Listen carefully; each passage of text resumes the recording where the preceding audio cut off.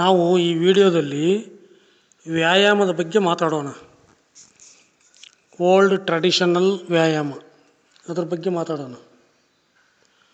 ಅದು ಯಾರು ಹೇಳಿದ್ರಿಗೂ ಏನೋ ಗೊತ್ತಿಲ್ಲ. ವ್ಯಾಯಾಮ ಮಾಡಿರಿ, ಒಳ್ಳೆಯ ಆರೋಗ್ಯ ಬರುತ್ತೆ, ವ್ಯಾಯಾಮ ಮಾಡಿರಿ ಎಲ್ಲ ರೋಗ ನಿವಾರಣೆ ಆಗುತ್ತೆ. ಅದು ಯಾರು ಹೇಳಿದ್ರೋ ಗೊತ್ತಿಲ್ಲ, ಅದು ಎಲ್ಲಿ ಬರೆದಿದ್ದಾರೋ ಗೊತ್ತಿಲ್ಲ, ಯಾವುದೇ ಗ್ರಂಥದಾಗ ಹುಡುಕಿದ್ರೂ ಸಿಗಲ್ಲ ವ್ಯಾಯಾಮ ಮಾಡೋದು. ಏನೋ ಅದು ವಿಚಿತ್ರ, ಅದನ್ನು ಎಲ್ಲರೂ ಫಾಲೋ ಮಾಡ್ತಾಯಿದ್ದಾರೆ.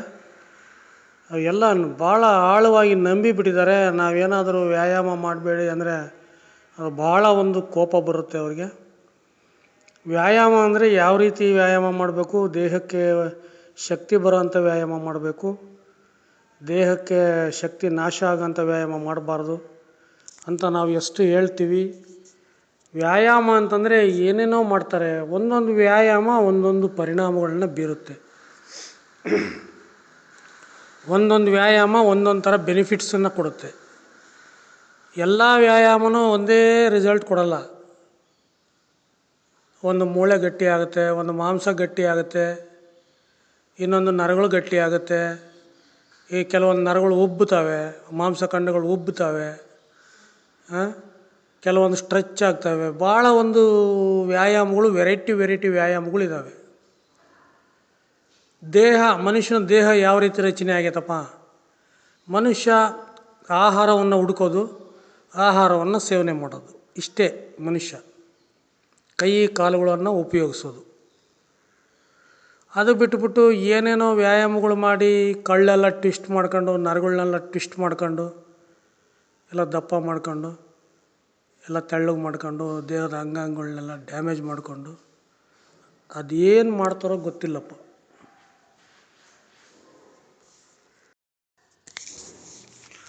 ಮನುಷ್ಯ ಆಹಾರಕ್ಕಾಗಿ ದುಡಿಬೇಕು, ಕೆಲಸ ಮಾಡಬೇಕು. ಅದಕ್ಕೆ ದೇವರು ಕೈ ಕಾಲು ಕೊಟ್ಟಿದ್ದಾನೆ. ಆಹಾರ ಜೀರ್ಣ ಆಗೋದಕ್ಕೆ ಹೊಟ್ಟೆ ಕೊಟ್ಟಿದ್ದಾನೆ, ಉಸಿರಾಡೋದಕ್ಕೆ ಲಂಗ್ಸ್ ಕೊಟ್ಟಿದ್ದಾನೆ. ಈ ಎಲ್ಲ ಒಂದೊಂದು ಅಂಗಗಳು, ನಮ್ಮ ದೇಹದ ಪಾರ್ಟ್ಸ್ ಎಲ್ಲ ಒಂದೊಂದು ಕೆಲಸ ಮಾಡ್ತವೆ. ಅವು ಆ ಕೆಲಸ ಮಾಡೋದಕ್ಕೆ ಕೊಟ್ಟಿದ್ದಾರೆ. ಅದನ್ನು ವ್ಯಾಯಾಮ ಮಾಡಿ ಡ್ಯಾಮೇಜ್ ಮಾಡಬಾರ್ದು. ಅವೆಲ್ಲ ಡ್ಯಾಮೇಜ್ ಆಗೋ ಥರ ವ್ಯಾಯಾಮ ಮಾಡಬಾರ್ದು. ಯಾರೋ ಹೇಳ್ತಾರೆ ವ್ಯಾಯಾಮ ಮಾಡು, ಆರೋಗ್ಯ ಚೆನ್ನಾಗಿರುತ್ತೆ, ಅದು ಚೆನ್ನಾಗಿರುತ್ತೆ, ಇದು ಚೆನ್ನಾಗಿರುತ್ತೆ, ವ್ಯಾಯಾಮ ಮಾಡ್ತಾರೆ. ಆ ಒಂದು ನಂಬಿಕೆ ಮೇಲೆ ಇರ್ತಾರೆ. ಅವರು ನಾನಾ ಥರದ ಕಷ್ಟ, ನೋವು, ದುಃಖ ಅನುಭವಿಸ್ತಿರ್ತಾರೆ. ದೇಹದ ತೊಂದರೆ, ಮಾನಸಿಕ ತೊಂದರೆ. ಆದರೆ ಅದು ವ್ಯಾಯಾಮದಿಂದ ಬಂದಿದೆ ಅಂತ ಅವ್ರಿಗೆ ಅನಿಸಲ್ಲ. ಅವರಷ್ಟು ನಂಬಿರ್ತಾರೆ. ಅಷ್ಟು ನಂಬಿಕೆ ವ್ಯಾಯಾಮ ಅಂದರೆ. ನಮ್ಮ ದೇವರೇನಾದರೂ ವ್ಯಾಯಾಮ ಮಾಡು ಅಂತ ಹೇಳಿ ಕಳ್ಸ್ಯಾನ ಏನು? ಯಾರು ಹೇಳಿದ್ರು ನಿಮಗೆ ವ್ಯಾಯಾಮ ಮಾಡು? ಅದು ಯಾರು ಹೇಳ್ತಾರೋ, ಅದು ಎಲ್ಲಿ ಹೇಳ್ತಾರೋ ಗೊತ್ತಿಲ್ಲ. ಏನು ಹಂಗೆ ವ್ಯಾಯಾಮ ಅದು ವ್ಯಾಯಾಮ ಮಾಡ್ತಾರಾ? ಅವು ಯಾವುದೇ ಅಂಗಾಂಗಗಳು ಡಿಸ್ಪ್ಲೇಸ್ ಆಗಬಾರ್ದು, ಆ ಥರ ವ್ಯಾಯಾಮ ಮಾಡ್ತಾರಾ? ಅದೂ ಮಾಡಲ್ಲ. ಅಂಗಾಂಗಗಳೆಲ್ಲ ಒಂದಕ್ಕೊಂದೆಲ್ಲ ಟಿಶ್ಯೂಸ್ ಎಲ್ಲ ಆ ಕಡೆ ಈ ಕಡೆ, ನರ್ವ್ಸ್ ಎಲ್ಲ ಆ ಕಡೆ ಈ ಕಡೆ ಡಿಸ್ಪ್ಲೇಸ್ ಆಗಿ ಡ್ಯಾಮೇಜ್ ಆಗಿ ಅದು ಏನು ಮಾಡ್ತಾರೋ ಏನೋ, ಅದು ಯಾರು ಹೇಳಿದಾರೋ ಏನೋ ಗೊತ್ತಿಲ್ಲ. ಸರಿ, ನಾವು ಈಗ ಹಳೆ ಕಾಲದ ಪದ್ಧತಿಗೆ ಹೋಗೋಣ. ಹಳೆ ಕಾಲದ ಪದ್ಧತಿನ ನಾವು ಮಾತಾಡೋಣ. ನಮ್ಮವರು ಕೂಡ ಹಿಂದೆ ಹಿರಿಯರು ವ್ಯಾಯಾಮವನ್ನು ಹೇಳಿದ್ದಾರೆ. ಅವು ನೂರಾರು ಥರ ವ್ಯಾಯಾಮ ಇದೆ. ನಾವು ಅದರ ಯಾವುದೋ ಒಂದು ಡಿಸ್ಕಸ್ ಮಾಡೋಣ. ಎಲ್ಲ ಈ ವಿಡಿಯೋದಲ್ಲಿ ಡಿಸ್ಕಸ್ ಮಾಡೋಕ್ಕಾಗೋದಿಲ್ಲ. ಈಗ ನಾವು ಪ್ರತಿ ದಿವಸ ಬೆಳಿಗ್ಗೆ ಎದ್ದುಬಿಟ್ಟು ಸ್ನಾನ ಮಾಡಿಬಿಟ್ಟು ದೇವ್ರ ಪೂಜೆ ಮಾಡೋದು, ಈ ಧ್ಯಾನ ಮಾಡೋದು, ದೇವ್ರ ಪೂಜೆ ಮಾಡೋದು, ಇದೇ ವ್ಯಾಯಾಮ. ಅದನ್ನು ಗುರುಗಳಿಂದ ಕಲಿಬೇಕು, ಸ್ವಂತವಾಗಿ ಮಾಡಬಾರ್ದು. ಅದಕ್ಕೆಲ್ಲ ತುಂಬ ನಿಯಮಗಳಿದ್ದಾವೆ. ದೇವ್ರ ಪೂಜೆ, ದೇವ್ರ ಧ್ಯಾನ ಮಾಡೋದಕ್ಕೆ ತುಂಬ ನಿಯಮಗಳಿದ್ದಾವೆ. ಅವೆಲ್ಲ ವ್ಯಾಯಾಮನೇ. ಅವನ್ನೆಲ್ಲ ಪಾಲನೆ ಮಾಡಬೇಕು. ವ್ಯಾಯಾಮ ಅಂತಂದರೆ ಒಂದು 10 kg 20 kg ಎತ್ತೋದಲ್ಲ. ಅವೆಲ್ಲ ಕೈ ಕಾಲು ಉಪಯೋಗಿಸಿ ಮಾಡಬೇಕು. ಈಗ ಬೆಳಿಗ್ಗೆ ಮುಂಜಾನೆ ಸೂರ್ಯೋದಯದ ಒಳಗಾಗಿ ದೇವ್ರ ಪೂಜೆ ಮಾಡಬೇಕು. ನೀನು ಬರೀ ಕಾಲಲ್ಲಿ ದೇವಸ್ಥಾನಕ್ಕೆ ಹೋಗಬೇಕು, ಅದು ಒಂದು ವ್ಯಾಯಾಮ. ದೇವಸ್ಥಾನಕ್ಕೆ ಹೋಗಿ ಪ್ರದಕ್ಷಿಣೆ ಹಾಕಬೇಕು, ಅದು ಒಂದು ವ್ಯಾಯಾಮ. ಅಲ್ಲಿ ದೀರ್ಘದಂಡ ನಮಸ್ಕಾರಗಳನ್ನ ಹಾಕಬೇಕು, ಅದು ಒಂದು ವ್ಯಾಯಾಮ. ಉರುಳು ಸೇವೆ ಮಾಡಬೇಕು, ಅದು ಒಂದು ವ್ಯಾಯಾಮ. ಮತ್ತು ಮಂಗಳಾರತಿ, ಊದುಗಡ್ಡಿ, ಗಂಟೆ, ಇವೆಲ್ಲ ಅದು ಒಂದು ಪೂಜೆ ಮಾಡೋದು, ಅದು ಒಂದು ವ್ಯಾಯಾಮ. ನೋಡಿ, ಪಂಚೇಂದ್ರಿಯಗಳು ಶುದ್ಧ ಆಗೋದಕ್ಕೆ ಏನು ಮಾಡಬೇಕಪ್ಪ ಅಂದರೆ ಇದೇ ಮಾಡೋದು. ಪಂಚೇಂದ್ರಿಯಗಳಂದ್ರೇನು? ಕಣ್ಣು ಒಳ್ಳೆಯದನ್ನು ನೋಡಬೇಕು, ಕಿವಿ ಒಳ್ಳೆಯದನ್ನು ಕೇಳಬೇಕು, ಮೂಗು ಒಳ್ಳೆಯ ವಾಸನೆಯನ್ನು ಕುಡಿಬೇಕು, ಬಾಯಿ ಒಳ್ಳೆಯದನ್ನು ತಿನ್ನಬೇಕು, ಮಾತಾಡಬೇಕು, ಮಂತ್ರ ಹೇಳಬೇಕು, ಹಾಡು ಹೇಳಬೇಕು, ಭಕ್ತಿಗೀತೆಗಳನ್ನ ಹೇಳಬೇಕು.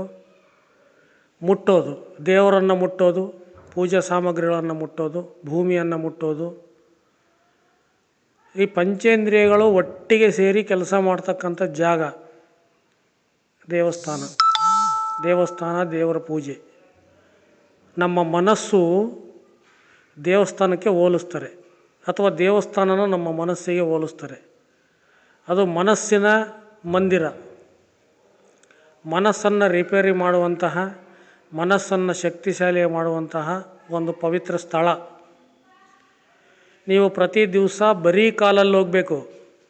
ಬರೀ ಕಾಲಲ್ಲಿ ದೇವಸ್ಥಾನಕ್ಕೆ ಹೋಗಿ ದೇವರಿಗೆ ಕೈ ಮುಗಿದು ಪ್ರದಕ್ಷಿಣೆ ಹಾಕಿ ಪೂಜೆ ಮಾಡಿಕೊಂಡು ವಾಪಸ್ ಬರಬೇಕು. ಮನೆಯಲ್ಲಿ ಪೂಜೆಯನ್ನು ಸ್ಟಾರ್ಟ್ ಮಾಡಬೇಕು. ನೀವು ಮನೆಯಲ್ಲಿ ಪೂಜೆ ಮಾಡಿಕೊಂಡು ದೇವಸ್ಥಾನಕ್ಕೆ ಹೋಗಿ ಬಂದರೂ ನಡೀತತೆ. ದೇವಸ್ಥಾನಕ್ಕೆ ಹೋಗಿ ಬಂದು ಮನೆಯಲ್ಲಿ ಪೂಜೆ ಮಾಡಿದರೂ ನಡೀತತೆ. ಪೂಜೆನೇ. ಅದು ಗುರುಗಳಿಂದ ಕೇಳ್ರಿ. ಗುರುಗಳಿಂದ ಕೇಳಬೇಕು. ಅವ್ರು ನಿಮ್ಮ ಮಂತನದಲ್ಲಿ ಯಾವ ರೀತಿ ಮಾಡ್ಕೊಂಬಂದಾರೆ ಅದೆಲ್ಲ ತಿಳ್ಕೊಬೇಕು. ಮನೆ ದೇವರು, ನಿಮ್ಮ ಮನೆ ಸಂಪ್ರದಾಯ ಅದನ್ನೆಲ್ಲ ಪಾಲನೆ ಮಾಡಬೇಕು. ಶಾಸ್ತ್ರ ಎಲ್ಲರಿಗೂ ಒಂದೇ, ಸಂಪ್ರದಾಯನೂ ಎಲ್ಲರಿಗೂ ಒಂದೇ, ಆದರೆ ಆಚರಣೆಗಳು ಬೇರೆ ಬೇರೆ ಇರ್ತಾವಷ್ಟೇ. ಸೊ ಅದನ್ನೆಲ್ಲ ಗುರುಗಳಿಂದ ಕೇಳಿ ತಿಳ್ಕೊಬೇಕು. ಇದೇ ವ್ಯಾಯಾಮ, ಬ್ಯೂಟಿಫುಲ್ ವ್ಯಾಯಾಮ. ದೇವರ ಉತ್ಸವ ಮಾಡೋದು, ದೇವ್ರ ಮುಂದೆ ಭಜನೆ ಮಾಡೋದು, ಕುಣಿಯೋದು, ದೇವ್ರ ಮುಂದೆ ಭಕ್ತಿಯಿಂದ ಕುಣಿಯೋದು, ಉಡ್ಬೈಸ್ ಹೊಡೆಯೋದು, ನಿಂತಲ್ಲೇ ತಿರುಗೋದು, ಸಾಷ್ಟಾಂಗ ನಮಸ್ಕಾರ ಹಾಕೋದು, ಮಾಮೂಲಾಗಿ ವಜ್ರಾಸನದಲ್ಲಿ ನಮಸ್ಕಾರ ಹಾಕೋದು, ಧ್ಯಾನ ಮಾಡೋದು, ಮನಸ್ತೃಪ್ತಿಯಾಗೋ ಥರ ಮಂತ್ರಗಳು ಹೇಳೋದು, ಮನಸ್ತೃಪ್ತಿಯಾಗೋ ಥರ ಹಾಡು ಹೇಳೋದು. ನೋಡಿ, ಪಂಚೇಂದ್ರಿಯಗಳಿಗೆ ಕೆಲಸ. ಅದೆಲ್ಲ ಆದಮೇಲೆ ಪ್ರಸಾದ. ದೇವಸ್ಥಾನದಲ್ಲಿ ಪ್ರಸಾದ ಕೊಡ್ತಾರೆ. ಇತ್ತೀಚಿನ ದಿನದಲ್ಲಿ ದೇವಸ್ಥಾನದಲ್ಲಿ ಉಪ್ಪಿಟ್ಟು, ಚಿತ್ರಾನ್ನ, ಅವಲಕ್ಕಿ, ಪಲಾವು ಕೊಡ್ತಾರೆ. ಅವೆಲ್ಲ ಪ್ರಸಾದ ಅಲ್ಲ. ಅದು ದೇವಸ್ಥಾನದಲ್ಲಿ ದೇವರಿಗೆ ನೈವೇದ್ಯ ಮಾಡಿ ಕೊಡೋ ಪ್ರಸಾದನೇ ಬೇರೆ. ಕಾಳುಗಳು, ಬೇಯಿಸಿದ ಕಾಳು, ಹಸಿ ಕಾಳು, ಕೊಬ್ಬರಿ ಬೆಲ್ಲ, ಕಾಯಿ ಕೊಬ್ಬರಿ ಬೆಲ್ಲ, ಈ ಥರ ಬಹಳ ದೇಹಕ್ಕೆ ಶಕ್ತಿಯನ್ನು ಕೊಡ್ತಕ್ಕಂಥ ಪಂಚಾಮೃತ, ಇಂಥ ಒಂದು ಪ್ರಸಾದವನ್ನು ನೀವು ಅಲ್ಲಿ ಸ್ವೀಕರಿಸಬೇಕು ದೇಹಕ್ಕೆ. ನೋಡು, ನಾವು ಇವತ್ತು ಒಂದು ವಿಷಯ ಹೇಳ್ತೀನಿ. ಈಗ ನಾವು ವ್ಯಾಯಾಮ ಮಾಡ್ತೀವಿ, ನಮ್ಮ ಬಾಡಿ ನಾರ್ಮಲ್ ಸ್ಟೇಜಿಗೆ ಬರೋಕ್ಕೆ 12 to 48 hours ತೊಗೊಳುತ್ತೆ. ಅದು ಡಿಪೆಂಡಿಂಗ್ ಅಪಾನ್ ನೀವು ಹೆಂಗೆ ಮಾಡಿದರೆ ಹಂಗೆ. ಇದು ಏನೇ ಮಾಡು, ಬೆಳಿಗ್ಗೆ ಏನೇ ಮಾಡು, ಅದು ನಾರ್ಮಲ್ ಸ್ಟೇಜಿಗೆ ಬರೋಕ್ಕೆ ಕೆಲವೊಂದು 8 hours ಹಿಡಿಯುತ್ತೆ, ಕೆಲವೊಂದು 10 hours ಹಿಡಿಯುತ್ತೆ, ಕೆಲವು 20 hours ಹಿಡಿಯುತ್ತೆ. ಈಗ ನೀನು ಪೂಜೆ ಮಾಡ್ತೀಯ, ಬೆಳಿಗ್ಗೆ ಎದ್ದ ತಕ್ಷಣ ಸ್ನಾನ ಮಾಡಿ ದೇವ್ರ ಪೂಜೆ ಮಾಡ್ತೀಯ. ಮತ್ತು ನೀನು ನಾರ್ಮಲ್ ಸ್ಟೇಜಿಗೆ ಬರೋದಕ್ಕೆ ನಿನಗೆ ಒಂದು 8 to 10 hours ಬೇಕು, ಇಲ್ಲ 12 hours ಬೇಕು, ಬೇಡ 24 hours ಬೇಕು. ಅದು ನಾರ್ಮಲ್ ಸ್ಟೇಜಿಗೆ ಬಂದು ನೀನು ಅದನ್ನೆಲ್ಲ ಮರೆತು ನೀನು ಬೇರೆ ಪ್ರಪಂಚಕ್ಕೆ ಹೋಗೋಕ್ಕೆ, ನಿನ್ನ ಇರ್ತಾವಲ್ಲಪ್ಪ ಅಭ್ಯಾಸಗಳು, ಅವೆಲ್ಲ ಆ ಪ್ರಪಂಚಕ್ಕೆ ಹೋಗೋಕ್ಕೆ ಟೈಮ್ ತಗೊಳುತ್ತೆ. ಸೊ ನಾವೇನು ಮಾಡಬೇಕು, ಬೆಳಿಗ್ಗೆ ಎದ್ದು, ಈಗ ದೇವರು ನಮಗೊಂದು ವರ ಕೊಟ್ಟಿದ್ದಾನೆ. ಏನಪ್ಪ ಅಂದರೆ, ಬೆಳಿಗ್ಗೆ ಎದ್ದ ತಕ್ಷಣ ಒಂದು ಬಿಳೆ ಹಾಳೆ ಓಪನ್ ಆಗುತ್ತೆ ನಮ್ಮ ಬ್ರೈನ್ನಲ್ಲಿ. ನಾವು ತಗಲೆಲ್ಲ ನಾವೇನು ಮಾಡ್ತೀವೋ ಅದ್ರಾಗ ಫೀಡ್ ಆಗುತ್ತೆ. ಅದು ಮೆಮೊರಿಯಾಗೂ ಇರುತ್ತೆ. ಮೆಮೊರಿ ಎಲ್ಲ ಥಿಂಕಿಂಗ್ಸ್ ಆಗುತ್ತೆ, ಥಿಂಕಿಂಗ್ಸ್ ಎಲ್ಲ ಆ್ಯಕ್ಷನ್ಸ್ ಆಗುತ್ತೆ. ಸೊ ನೀವು ಏನೇ ಮಾಡಿದ್ರೂ ಅದು ಆ್ಯಕ್ಷನ್ ಆಗುತ್ತೆ, ಮೆಮೊರಿಯಾಗಿ ಆ್ಯಕ್ಷನ್ ಆಗುತ್ತೆ. Memory, thinking, action. ಓಕೆ, ಅದಕ್ಕೋಸ್ಕರ ನೀವೇನು ಮಾಡಬೇಕು, ಒಳ್ಳೆಯದನ್ನು ನೋಡಬೇಕು. ಇವಾಗ ಬೆಳಗ್ಗೆ ಎದ್ದು ನೀನು ಒಂದು ಒಳ್ಳೆಯದನ್ನು ನೋಡಿ ಕೇಳಿ ಮಾತಾಡಿದೆ, ತಗಲೆಲ್ಲ ನಿನ್ನ ಮನಸ್ಸು ಶಾಂತವಾಗಿರುತ್ತೆ, ಅದೇ ಇರುತ್ತೆ. ನೀನು ಬೇರೆ ಪ್ರಪಂಚಕ್ಕೆ ಹೋಗ್ಬೇಕಂದ್ರೆ ಟೈಮ್ ತಗೊಳುತ್ತೆ. ಈ ಕೆಲವರು ಫುಲ್ಲು ಜಾಗಿಂಗ್ ಮಾಡ್ತಾರೆ, ಫುಲ್ಲು ವ್ಯಾಯಾಮ ಮಾಡ್ತಾರೆ, ಆವಾಗ ಬಾಡಿಯೆಲ್ಲ ಅಬ್ನಾರ್ಮಲ್ ಆಗಿಬಿಡುತ್ತೆ. ಅದು ಮತ್ತೆ ನಾರ್ಮಲ್ ಸ್ಟೇಜಿಗೆ ಬರೋಕ್ಕೆ 24 hours ಅಥವಾ 48 hours ತೊಗೊಳುತ್ತೆ. ಯಾವುದೇ ಒಂದು ಕಲೆ ನೀನು ಅಭ್ಯಾಸ ಮಾಡಿದಾಗ ಅದು ಟೈಮ್ ತೊಗೊಳುತ್ತೆ ನಾರ್ಮಲ್ ಸ್ಟೇಜಿಗೆ ಬರೋಕ್ಕೆ. ಹಂಗೆ ದೇವ್ರ ಪೂಜೆ, ಬೆಳಿಗ್ಗೆ ಎದ್ದ ತಕ್ಷಣ ನೀನು ದೇವರನ್ನು ಪೂಜೆ ಮಾಡಿದರೆ, ದೇವಸ್ಥಾನಕ್ಕೆ ಹೋಗಿ ಬಂದರೆ, ಹಗಲೆಲ್ಲ ನಿಂದು ಮನಸ್ಸು ಶಾಂತವಾಗಿರುತ್ತೆ, ಪ್ರಶಾಂತವಾಗಿರುತ್ತೆ, ಪಂಚೇಂದ್ರಿಯಗಳು ಶುದ್ಧವಾಗಿರ್ತವೆ, ಸಿಟ್ಟು ಕೋಪ ಬರೋಲ್ಲ, ಕೆಟ್ಟ ಮಾತಾಡಲ್ಲ, ಕೆಟ್ಟದ್ದನ್ನು ನೋಡಲ್ಲ, ಕೆಟ್ಟದ್ದನ್ನು ಕೇಳಲ್ಲ, ಕೆಟ್ಟದ್ದನ್ನು ಮಾತಾಡಲ್ಲ. ಇದು ಚೆನ್ನಾಗಿ ನೆನ್ಪಿಟ್ಕೊ.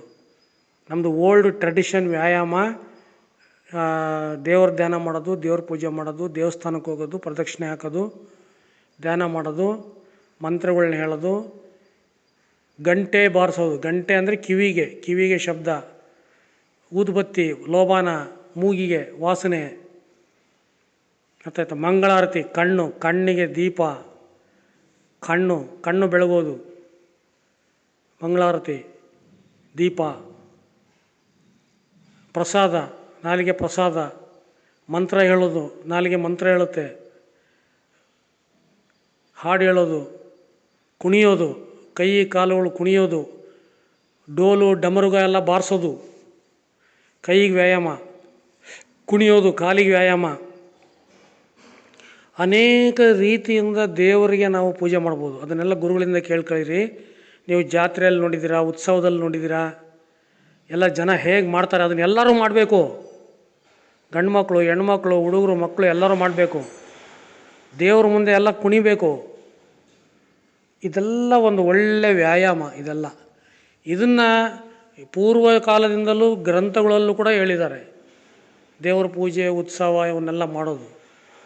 ಕಾಲು ಏನಕ್ಕೆ ಕೊಟ್ಟಿದ್ದಾನೆ, ಕೈ ಏನಕ್ಕೆ ಕೊಟ್ಟಿದ್ದಾನೆ, ಕಣ್ಣು ಏನಕ್ಕೆ ಕೊಟ್ಟಿದ್ದಾನೆ, ದೇವರು ಒಳಗಡೆ ಹೃದಯ ಇದೆ, ಅದು ಏನಕ್ಕೆ ಕೊಟ್ಟಿದ್ದಾನೆ, ಅದ್ರ ಕೆಲಸ ಏನು? ನಮ್ಮ ದೇಹದ ಒಳಗಡೆ ಲಂಗ್ಸ್ ಇದೆ, ಅದು ಏನಕ್ಕೆ ಕೊಟ್ಟಿದ್ದಾನೆ, ಅದರ ಕೆಲಸ ಏನು? Lungs, liver, kidney, brain, heart, ಇವೆಲ್ಲ ಏನಕ್ಕೆ ಕೊಟ್ಟಿದ್ದಾನೆ, ಅದು ಕೆಲಸ ಏನು? ಅಷ್ಟೇ ಕೆಲಸ ಮಾಡಿ, ಅಷ್ಟಕ್ಕೆ ಬಿಡಿ, ಅವನ್ನೆಲ್ಲ ಡ್ಯಾಮೇಜ್ ಮಾಡಿಬಿಡಿ. ಕರಳಿಂದ ಏನು ಕೆಲಸ? ವ್ಯಾಯಾಮ ಮಾಡಿ, ಟ್ವಿಸ್ಟ್ ಮಾಡಿ, ಕರಳೆಲ್ಲ ಒಂದಕ್ಕೊಂದು ತಗಲಾಕೊಂಡು ಗಂಟು ಬೀಳಲಿ ಅಂತನ? ಅಲ್ಲ, ಅದ್ರ ಪಾಡಿಗೆ ಅದು ಬಿಡ್ರಿ, ಅದು ಕೆಲಸ ಮಾಡೋಕ್ಕೆ. ನೀವು ಹಂಗೆ ದೇಹ ಗಟ್ಟಿ ಆಗಲೇಬೇಕು ಅಂದರೆ ಶಕ್ತಿನ ಹೆಚ್ಚು ಉತ್ಪಾದನೆ ಮಾಡಿ ಸಂಗ್ರಹಣೆ ಮಾಡಿರಿ. ಆಟೋಮೆಟಿಕ್ಕಾಗಿ ದೇಹ ಗಟ್ಟಿ ಆಗುತ್ತೆ, ವಜ್ರ ದೇಹ ಆಗುತ್ತೆ. ಹೊಲದಲ್ಲಿ ಕೆಲಸ ಇದೆ, ಮನೆಯಲ್ಲಿ ಕೆಲಸ ಇದೆ, ದೇವಸ್ಥಾನಕ್ಕೆ ಹೋಗಿ ಬರೋದು ಕೆಲಸ ಇದೆ, ದೇವ್ರ ಕೆಲಸ ಇದೆ. ಓಡಾಡಬೇಕು. ವೆಹಿಕಲ್ನಲ್ಲಿ ಓಡಾಡಬಾರ್ದು, ನಡ್ಕೊಂಡು ಓಡಾಡಬೇಕು. ಕೆಳಗಡೆ ನೆಲದ ಮೇಲೆ ಕೂತ್ಕೋಬೇಕು. ನೋಡಿರಿ, ಭೂ ಸ್ಪರ್ಶ ಮಾಡಬೇಕು. ನೀವೇನೇ ಮಾಡಿದ್ರು ಭೂಮಿಯನ್ನು ಸ್ಪರ್ಶ ಮಾಡಬೇಕು. ಅರ್ಥ ಆಯ್ತಾ? ನೀವು ಮಲಗಿದರೆ ನೆಲದ ಮೇಲೆ ಮಲಗಬೇಕು. ಯಾಕೆ ಇವೆಲ್ಲ ಮಾಡಿದ್ದಾರೆ ಅಂತಂದರೆ ಅದಕ್ಕೆ ಭಾಳ ಕಾರಣಗಳಿದ್ದಾವೆ. ಒಂದು ಉದಾಹರಣೆ ಕೊಡ್ಬೋದು ಅಂದರೆ ಗ್ರಾವಿಟೇಷನಲ್ ಫೋರ್ಸು. ನೀನು ಭೂಸ್ಪರ್ಶ ಮಾಡಿದಾಗ ಗ್ರಾವಿಟೇಷನಲ್ ಫೋರ್ಸ್ ಏನಿರುತ್ತೆ, ನೀನು ಭೂಮಿಯಿಂದ ಮೇಲೆ ಹೋದಂಗೆಲ್ಲ ಗ್ರಾವಿಟೇಷನಲ್ ಫೋರ್ಸ್ ಜಾಸ್ತಿ ಆಗುತ್ತೆ. ನಮ್ಮ ಗ್ರಾವಿಟೇಷನಲ್ ಫೋರ್ಸ್ ಜಾಸ್ತಿ ಆದರೆ ನಮ್ಮ ಬ್ಲಡ್ ಫ್ಲೋ ಆಗಲ್ಲ, ಬ್ಲಡ್ಡೆಲ್ಲ ಕೆಳಗಡೆ ಬರುತ್ತೆ, ಸರಿಯಾಗಿ ಬ್ಲಡ್ ಫ್ಲೋ ಆಗಲ್ಲ. ನೀವು ಇದ್ರ ಬಗ್ಗೆ ಗುರುಗಳಿಂದ ತಿಳ್ಕೊಳ್ರಿ. ಗ್ರಾವಿಟೇಷನಲ್ ಫೋರ್ಸು ನಮ್ಮ ಬಾಡಿ ಮೇಲೆ ಯಾವ ಥರ ಆ್ಯಕ್ಟ್ ಆಗುತ್ತೆ, ನಾವು ಅದು ಓಡಾಡೋದ್ರಿಂದ ಏನು ಪ್ರಯೋಜನ, ವೆಹಿಕಲ್ನ ಓಡಾಡೋದ್ರಿಂದ ಏನು ಪ್ರಯೋಜನ, ತುಂಬ ಎತ್ತರದಲ್ಲಿ ವಾಸಿಸೋದ್ರಿಂದ ಏನು ಪ್ರಯೋಜನ ಎಲ್ಲ ತಿಳ್ಕೊಳ್ರಿ. ಹಿಂದೆಲ್ಲ ನೆಲದ ಮೇಲೆ ಸಗಣಿ ಹಾಕಿ ಸಾರಿಸ್ಬಿಟ್ಟು ಮಲ್ಕೊತಾಯಿದ್ರು. ಭೂಮಿ ಮೇಲೆ ಚಾಪೆ ಹಾಸ್ಕೊಂಡು, ಟವಲ್ ಹಾಸ್ಕೊಂಡು. ಭೂಸ್ಪರ್ಶ ಇರಬೇಕು. ಗ್ರಾವಿಟೇಷನಲ್ ಫೋರ್ಸು ನಮ್ಮ ಬಾಡಿ ಮೇಲೆ ಆ್ಯಕ್ಟ್ ಆಗಬೇಕು. ನೀನು ವೆಹಿಕಲ್ನಲ್ಲಿ ಜೋರಾಗಿ ಹೋದರೆ ನೀನು ಈ ಪರಿಸ್ಥಿತಿ ಏನಾಗುತ್ತೆ, ನಿನ್ನ ಬಾಡಿ ಮೇಲೆ ಗ್ರಾವಿಟೇಷನಲ್ ಫೋರ್ಸ್ ಯಾವ ಥರ ಆ್ಯಕ್ಟ್ ಆಗುತ್ತೆ, ಅದರಿಂದ ನಿಮ್ಮ ಆರ್ಗನ್ಸ್ ಯಾವ ಥರ ಕೆಲಸ ಮಾಡ್ತವೆ, ನಿನ್ನ ಬ್ಲಡ್ ಏನಾಗುತ್ತೆ, ನಿನ್ನ ಬಾಡಿ ಪ್ರೆಷರ್ ಏನಾಗುತ್ತೆ, ನಿನ್ನ ಒಳಗಡೆ ಸಾಲಿಡ್ ಮೆಟೀರಿಯಲ್ಸ್ ಇದೆ, ರಿಸಸ್ ಇದೆ, ಲೆಟ್ರಿನ್ ಇದೆ, ಮತ್ತು ಇನ್ನೂ ಅನೇಕ ವಸ್ತುಗಳಿದೆ, ಕೊಬ್ಬಿದೆ, ರಕ್ತ ಇದೆ.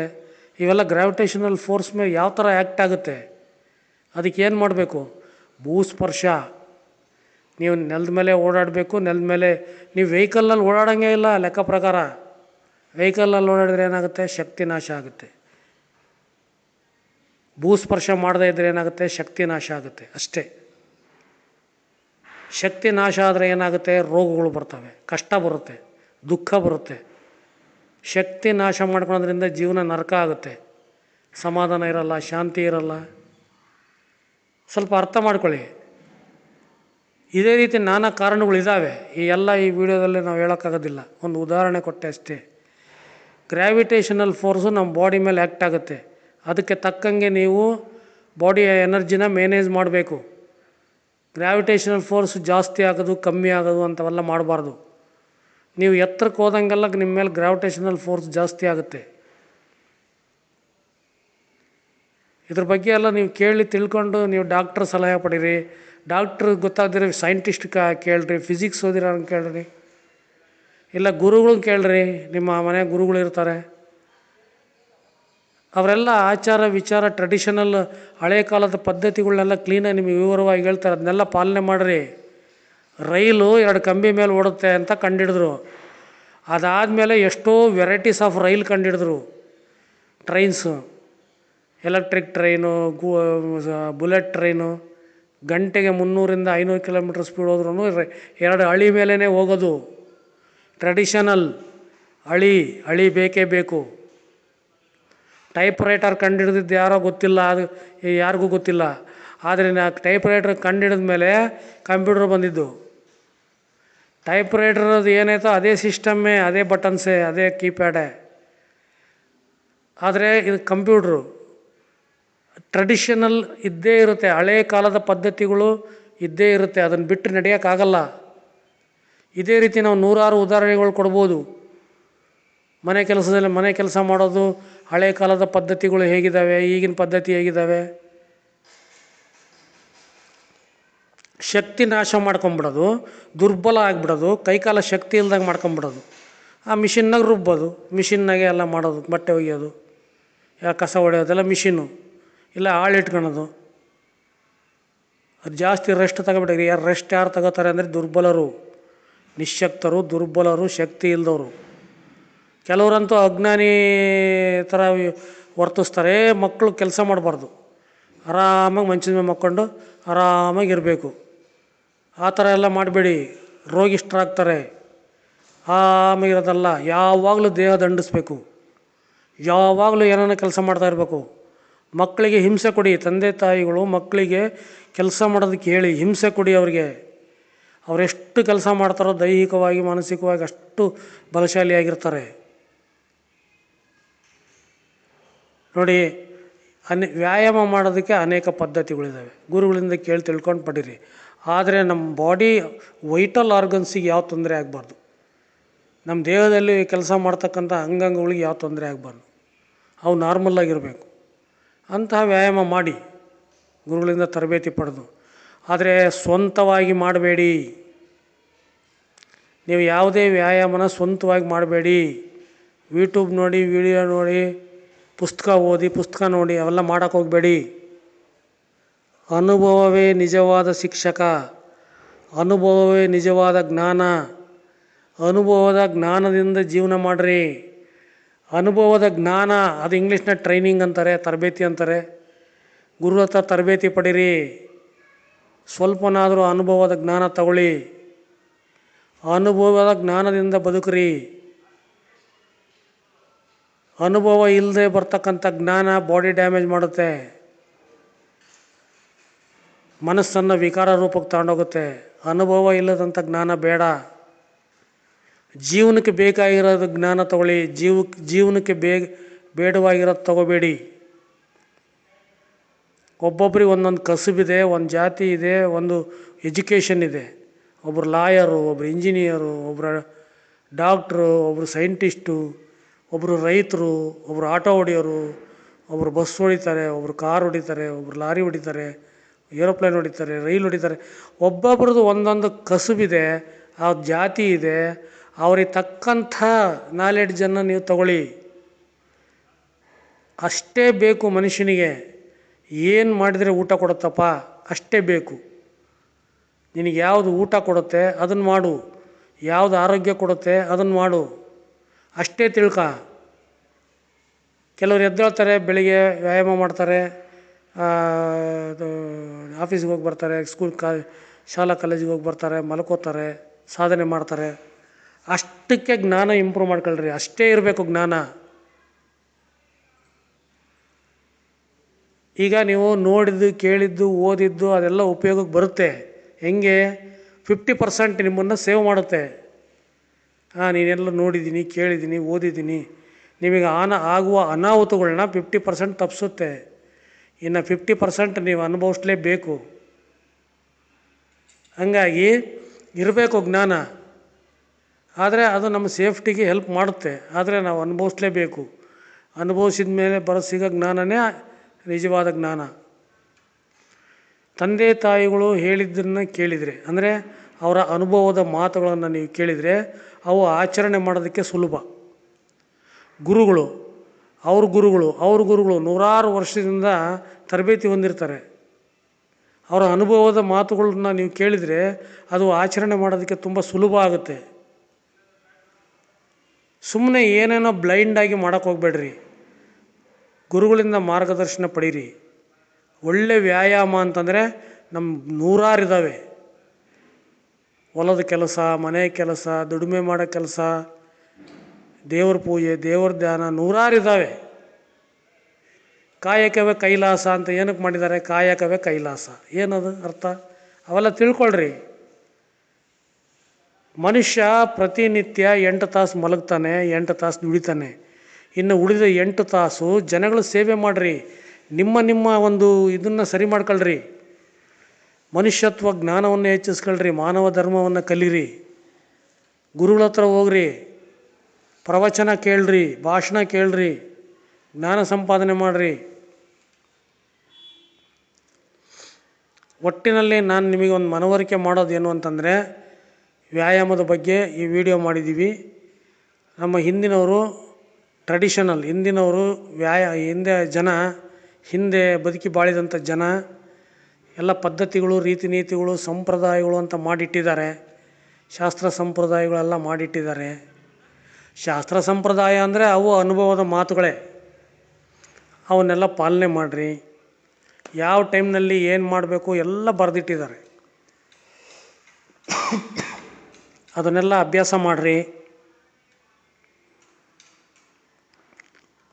ಮತ್ತು ಈ ವಿಡಿಯೋವನ್ನು ನಾನು ಮುಂದಿನ ವೀಡಿಯೋದಲ್ಲಿ ಮುಂದುವರಿಸ್ತೀನಿ. ತುಂಬ ದೊಡ್ಡದಾಗ್ಬಿಡ್ತು ವಿಡಿಯೋ. ಈಗ ನೀವು ಇದನ್ನೆಲ್ಲ ಅರ್ಥ ಮಾಡಿಕೊಂಡು ಒಳ್ಳೆ ಜೀವನ ಮಾಡಿರಿ. ಶಕ್ತಿ ಸೂತ್ರದ ನಿಯಮಗಳನ್ನೆಲ್ಲ ಪಾಲಿಸ್ರಿ. ಶಕ್ತಿ ಸೂತ್ರ ಅಂದರೆ ಅದೊಂದು ವ್ರತ, ಅದು ಒಂದು ಆಚರಣೆ. ಶಕ್ತಿ ಸಂಪಾದನೆ ಮಾಡುವ ವಿದ್ಯೆ, ಶಕ್ತಿ ಸಂರಕ್ಷಣೆ ಮಾಡುವಂತಹ ಒಂದು ವಿದ್ಯೆ ಶಕ್ತಿ ಸೂತ್ರ, ಎಸ್ ಫಾರ್ಮುಲಾ. ಎಲ್ಲ ಸರ್ವಧರ್ಮಗಳ ಸಾರಾಂಶ ಅದು ಎಸ್ ಫಾರ್ಮುಲಾ. ಕೆಟ್ಟದ್ದನ್ನು ನೋಡಬೇಡ, ಕೆಟ್ಟದ್ದನ್ನು ಕೇಳಬೇಡ, ಕೆಟ್ಟದ್ದನ್ನು ಮಾತಾಡಬೇಡ.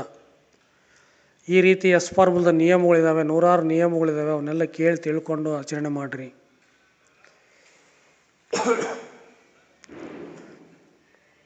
ನಿಮಗೆಲ್ಲ ಒಳ್ಳೆಯದಾಗಲಿ. ಧನ್ಯವಾದಗಳು.